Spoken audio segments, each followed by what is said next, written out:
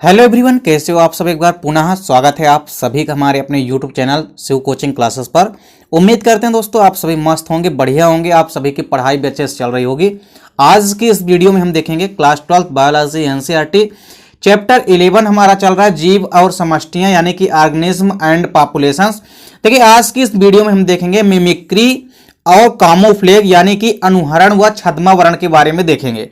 साथ ही साथ अनुहरण व छद्मावरण के मध्य अंतर भी यानी कि डिफरेंस देखेंगे, जो कि काफी इंपॉर्टेंट है, कई बार आपके एग्जाम में पूछा जाता है। देखिए अनुहरण व छद्मावरण जो है ये अक्सर आपके एग्जाम में 2 या 3 नंबर के क्वेश्चन यहां से पूछे जाते हैं, तो इसलिए इन क्वेश्चनों को आपको अच्छे से तैयार करना है। तो अनुहरण व छद्मावरण या तो आपसे सामान्य तौर से पूछा जा सकता है या तो आपसे इनके मध्य डिफरेंस पूछा जाता है। चलिए स्टार्ट करते हैं। सबसे पहले तो देखते हैं कि अनुहरण यानी कि मिमिक्री क्या होती है। देखिए अनुहरण की यदि हम बात करें यानी कि मिमिक्री की यदि हम बात करते हैं तो आप लोग सामान्य तौर से भी समझते हैं कि मिमिक्री का मतलब होता है किसी भी चीज की नकल करना, मतलब दूसरों की नकल को उतारना ही क्या है, मिमिक्री है। तो देखिए मिमिक्री शब्द की जो उत्पत्ति है वो लैटिन भाषा के एक शब्द से हुई है जिसका नाम है मिमिकस या मिमिकोस आप कह सकते हैं। तो आप यहाँ पे मिमिकस भी कह सकते हैं क्योंकि मिमिकस या मिमिकोस शब्द से हुई है, जिसका शाब्दिक अर्थ होता है नकल करना या समान रूप धारण करना। यानी अनुहरण में क्या होता है कि शाब्दिक इसका मतलब होता है किसी भी एक जीव द्वारा किसी दूसरे जीव की नकल करना। आप मिमिक्री का मतलब वैसे भी समझते हैं कि एक व्यक्ति के जैसे दूसरा व्यक्ति यदि नकल करता है उसी के जैसा बनने की या उसी के जैसे एक्टिंग करने की या किसी भी कार्य में, तो आप समझ सकते हैं कि अनुहरण या मिमिक्री क्या है। तो अनुहरण या मिमिक्री शब्द जो है इसकी उत्पत्ति लैटिन भाषा के शब्द मिमिकोस से हुई है, जिसका शाब्दिक अर्थ होता है नकल करना या समान रूप धारण करना। अब इसमें देखिए क्या होता है कि कोई भी पर्टिकुलर जीव है वो अपनी सुरक्षा के लिए वो अपने आसपास के पृष्ठभूमि से मिलता जुलता रंग अपने आप को डाइवर्ट कर लेगा। यानी आप ये कह सकते हैं कि जो जीव है यानी जो शिकार है वो शिकारी से बचने के लिए क्या करेगा कि अपने आप को उस दूसरे शिकारी के जैसे बनाने की कोशिश करेगा या तो आसपास की जो पृष्ठभूमि है उसके जैसा बनने की कोशिश करेगा, यानी कि नकल करने की कोशिश करेगा, जिस चलते वो अपना बचाव कर सके। अनुहरण शब्द की यदि हम बात करें तो अनुहरण शब्द का प्रतिपादन जो है सबसे पहले एक प्रकृति वैज्ञानिक हेनरी डब्ल्यू बेट्स ने किया था। यदि आपसे पूछे कि अनुहरण शब्द दिया किसने या इसका प्रयोग सबसे पहले किसने किया तो हेनरी डब्ल्यू बेट्स आपको याद रखना है। अनुहरण की यदि हम बात करते हैं तो देखिए किसी भी जीव का दूसरे या अपने चारों ओर की जो प्राकृतिक वस्तुएं हैं उन प्राकृतिक वस्तुओं से उन सतही परंतु नजदीकी समानताओं को कहते हैं जो उस जीव को छिपने, उसकी सुरक्षा एवं अन्य लाभों को सुनिश्चित करते हैं। यदि हम शाब्दिक तौर पे अनुहरण को यहां समझें तो अनुहरण जो होता है ये किसी भी जीव का या तो दूसरे जीव या तो अपने चारों ओर के प्राकृतिक वस्तुओं से उन सतही परंतु नजदीकी समानताओं को कहते हैं। कहने का मतलब क्या है कि मान लीजिए कोई भी जीव है तो वो जीव या तो अपने आसपास के दूसरे जीवों के समान, यानी जो जीव उसका शिकार करने के लिए आया है, मतलब जो शिकारी जीव है उस शिकारी जीव को, चूंकि शिकारी जीव का शिकार करेगा तो शिकारी जीव जिसका शिकार करेगा तो जिसका शिकार होना है वो जीव अपने आप को बचाने के लिए क्या करेगा, या तो उस शिकारी से मिलता जुलता अपनी संरचना में परिवर्तन कर लेगा अपने आप को, या तो ऐसी पृष्ठभूमि तलाशेगा जो कि उस जीव के जैसे मिलता जुलता उसे बनाए ताकि अगला जीव भ्रमित हो जाए या कि उसे पहचान ना पाए। और जब शिकारी कोई भी आएगा शिकार करने के लिए तो यदि जिसका शिकार करना है वो यदि पृष्ठभूमि के जैसा उसका रंग मिलता जुलता रहेगा तो शिकारी उसको पहचान नहीं पाएगा और इस प्रकार से जो शिकार है वो बच जाएगा। तो इस कहने का मतलब यह है कि अनुहरण जो है किसी भी जीव का दूसरे जीव या कि अपने चारों ओर की जो प्राकृतिक वस्तुएं हैं उनसे सतही नजदीकी समानताओं को कहते हैं। मतलब चारों ओर की, हमने पहले ही आपको बताया कि जो पृष्ठभूमि होती है मतलब चारों ओर के जो वातावरण की जो सतह है उस वातावरण के अकॉर्डिंग वो अपने आप को ढालने, यानी उस वातावरण के अकॉर्डिंग अपने रंग रूप वर्ण को ढालने की कोशिश करता है जीव। तो इसी की जो समानता होती है किसी भी जीव की, या तो दूसरे जीवों से समानता हो या तो आसपास की प्राकृतिक वस्तुओं से समानता दर्शाए वो जीव, तो उसी को हम तो क्या कहते हैं, उसी को हम कहते हैं अनुहरण। अब यदि हम अनुहरण की बात करते हैं तो अनुहरण किसी भी जीव को या तो छिपने में मदद करता है या तो उसकी सुरक्षा करता है, साथ ही साथ अन्य लाभों को भी सुनिश्चित करता है। देखिए इस प्रकार का जो अनुहरण होता है यह बेसिकली उस जीव को या तो प्राकृतिक शत्रु की नजर से बचाता है या तो उसे डरावना या नुकसानदेह दिखने में मदद करता है।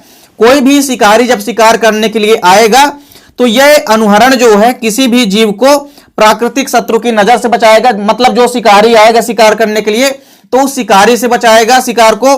साथ ही साथ आपको ध्यान देना है कि कभी कभी तो शिकारी भ्रमित भी हो जाते हैं कि पृष्ठभूमि से मिलता जुलता कलर है तो उसके लिए भी नुकसानदेह हो सकता है। तो इस प्रकार से अनुहरण का मतलब होता है, आपको याद रखना है, मिमिक्री का मतलब होता है कि किसी भी दूसरे जीव की जैसी एक जीव यदि नकल करता है तो उसे हम क्या कहते हैं, अनुहरण कहते हैं।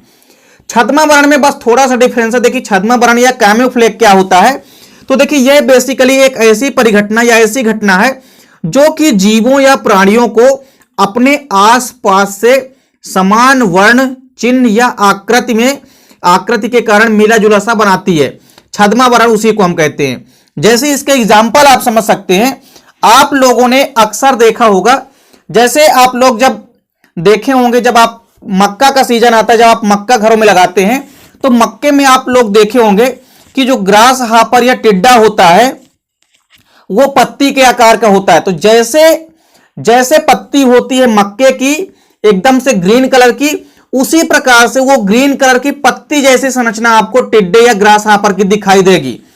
तो अब चूंकि यह जो घटना है यह जीवों को मदद करती है, शिकारी और शिकार दोनों को मदद करती है। देखिए अब सपोज करिए जैसे मान लीजिए छद्मा वर्ण है तो इस परिघटना में क्या होगा कि कोई भी जीव या प्राणी जो है वह अपने आसपास का जो वातावरण होगा यानी अपने आसपास का जो वर्ण या कलर होगा उस वर्ण या कलर से मिलता जुलता अपने आप को बनाएगा। तो उस समान वर्ण के कारण जो है जीव मिलता जुलता होता है। जैसे हमने आपको एग्जाम्पल दिया, देखिए इसका सबसे बड़ी एग्जाम्पल जैसे यहां पे लिखा गया कि पत्ती के आकार का ग्रास हापर या टिड्डा। आप लोग टिड्डे की यदि बात करें ग्रास हापर की तो सामान्य तौर से आपके ग्रामीण क्षेत्रों में देखने को मिलता है। इसमें क्या होता है कि जैसे पत्ती के आकार का टिड्डा या ग्रास हापर होता है, आप देखेंगे कि जैसे पत्ती की संरचना होती है, टिड्डे के ऊपरी भाग जो उसके जो पंख होते हैं वो भी आप देखेंगे कि एकदम से पत्ती के जैसे दिखाई देते हैं, उसी तरह से ग्रीन कलर के, और साथ ही साथ उसी प्रकार पत्ती के जैसी ही संरचना दिखाई देती है। अब ये टिड्डे यदि सपोज करिए किसी भी जीव को शिकार यदि करना है इसका, तो ये इसका जो रंग है एकदम से पत्ती के रंग के जैसे मिलता जुलता है। अब चूंकि पत्ती के रंग के जैसे मिलता जुलता है इसलिए कोई भी यदि शिकारी शिकार करने के लिए आएगा तो इनको पहचान नहीं पाएगा अच्छे से। तो इस प्रकार से यदि किसी भी प्राणी द्वारा या किसी भी जीव द्वारा अपने आसपास से समान वर्ण या चिन्ह या आकृति के कारण यदि मिली जुली संरचना बनाती है तो उसे हम क्या कहते हैं, छद्मा वर्ण कहते हैं। छद्मा वर्ण के द्वारा भी शिकारी व शिकार दोनों जो है दोनों के लिए यह परिघटना लाभदायक होती है। अर्थात शिकारी भी इस परिघटना के माध्यम से शिकार को पकड़ सकता है। मान लीजिए आप शिकारी ही ऐसे रंग का है जो कि पत्ती के आकार का है, या आप ऐसा कह सकते हैं कि शिकारी जो शिकार करने आया है कोई भी जीव वो कैसा है, वो अपने आसपास के वर्णों से मिलता जुलता। जैसे पत्ती के आकार का टिड्डे की यदि हम बात करें, अब सपोज करिए ये टिड्डा यदि किसी का भक्षण इसको करना है तो इसको मतलब ये शिकारी है और इस शिकारी को कोई भी नहीं पहचान पाएगा और ये आसानी से अपना शिकार पालेगा।